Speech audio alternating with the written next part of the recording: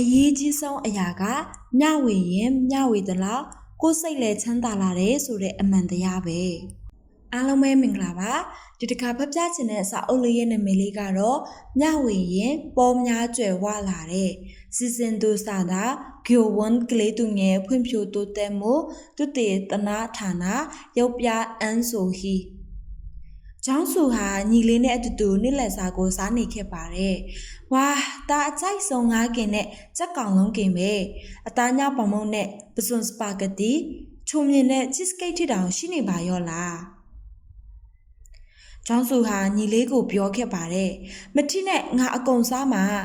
ကျောင်းစုဟာလောဘကြီးနေတာကြောင့်အမေကနားဝင်အောင်အေးအေးဆေးဆေးပြောခဲ့ပါတယ်။ကျောင်းစုရေညီလေးနဲ့အတူတူမျှစားရမှာပေါ့။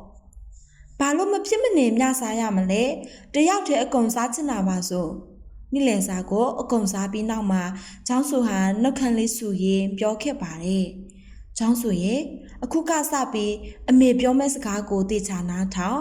အမေဟာကျင်နာတဲ့အတန်နဲ့စကားစပြောခဲ့ပါတယ်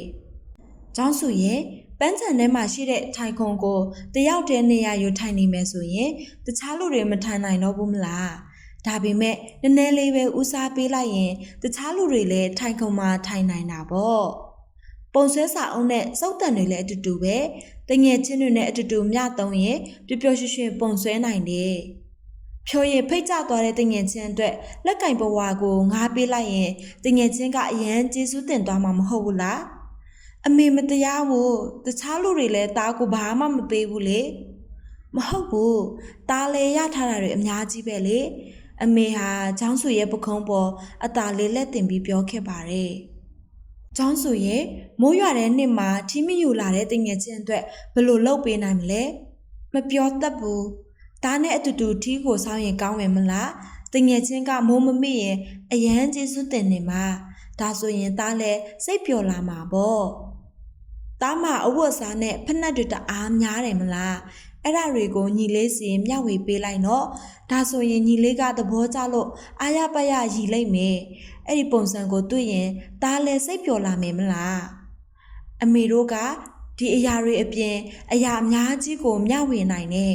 ဒါဆိုရင်ကိုတိတဲ့တူတွေအားလုံးတောက်ပတဲ့အပြုံပြုံလိုက်မယ်အရန်ကိုကောင်းတဲ့အလုံးမဟုတ်ဘူးလားအရေးကြီးဆုံးအရာကမျှဝေရင်မျှဝေသလောက်ကိုယ်စိတ်လည်းချမ်းသာလာတယ်ဆိုတဲ့အမှန်တရားပဲ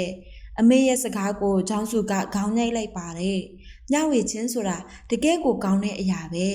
။ကျောင်းစုဟာချောကလက်ချင်းကိုမပြီးပြောခဲ့ပါတယ်။အမေဒီချောကလက်တွေကိုကျောင်းကိုယူသွားမယ်။ပြီးတော့တငယ်ချင်းတွေနဲ့အတူတူမျှစားမယ်။အမေရဲ့စကားအတိုင်းကျောင်းစုဟာချမ်းသာတဲ့သူဖြစ်သွားတယ်လို့ထင်ခဲ့ပါတယ်။အမေဒီချောကလက်တွေကိုကျောင်းကိုယူသွားမယ်။